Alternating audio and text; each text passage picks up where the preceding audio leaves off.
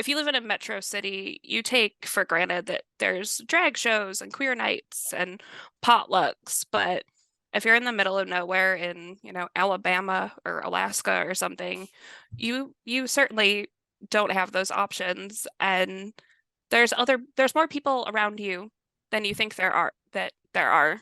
Words are hard.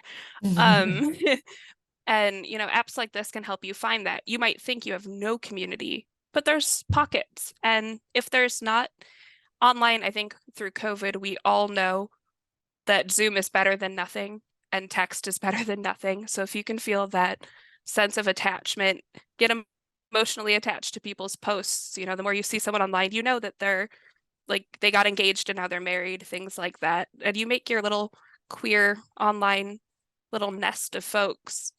And I really hope that we can give that to people. Yeah, do you have that? Like, do you have a bunch of online friends that you found through her? I absolutely do.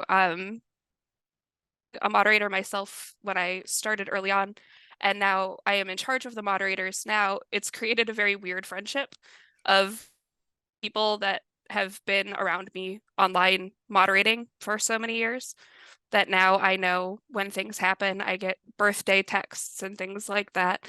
But even just in the app, there are folks that I know from before I worked there that post consistently and share their life, their struggles, and maybe somebody goes away for a while and you're really excited when they come back. Like, yay, they sorted something out, they're back. It's exciting. And it's really cool to see. Yeah, Yeah. we've had that experience in our Discord as well since we started it, where it's like, you get people who are like super active for a while, and then like I feel like it's a roller coaster, right? Like everyone's got life stuff. You've got more time. You've got less time. You've got like we have one of our Discord users, like she and her wife had their first baby, and there was definitely like a lull of that, like newborn phase, and then now starting to pop up more, and you're like, oh yay! It is crazy, like just the cycles, Yeah, I mean, that you go also through. like in a weird way, Lee, like I feel like you're my online friend, which is hilarious.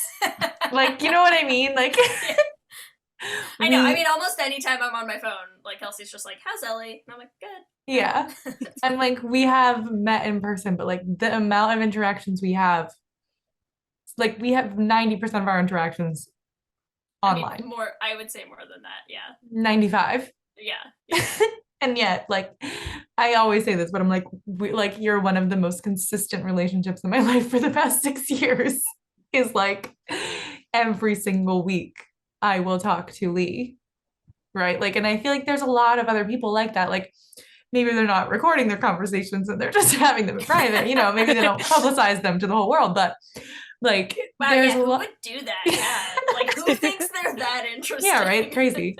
Um, but I feel like there's a lot of people who like some of their best friends are their online community. And like I think it's awesome that we have this such an interconnected world that we can do that. And particularly with spaces like her, like you're talking about, that are very intentional about that. I mean, we have found each other for a very long time. Like before her had community spaces, like there were spaces that queer people would try to find each other online, Tumblr, or like even now, like people are like really into fandom because they find like that group of people who loves the same show that they do, and they can join a Facebook group or talk on Twitter, like live tweet the episodes. Um, I don't know where I'm going with this, just that I love the fact that as queer people, if you don't have someone like directly next to you, like you still feel like you have those people. And I don't know, do you think that I know everyone has that, right? Like everyone now in the world we live in has online friends. But do you feel like there's a difference in how the queer community creates that online community than like the rest of the heteronormative world? From personal experience, absolutely. Pre her, I've actually never met face to face my online best friend from high school.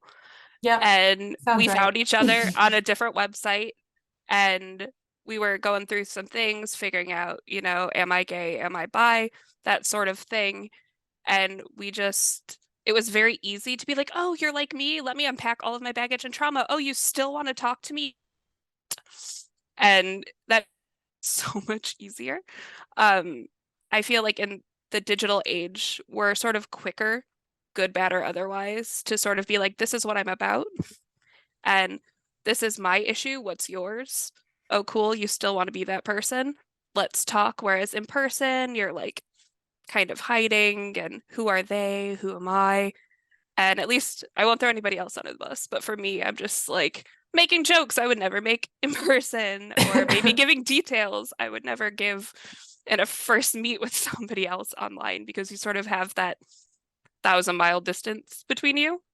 And to a less dramatic degree, I think that's how the queer community sort of functions in app, in that it's so much easier to just post something like, hey, I'm watching this. Who else is watching this?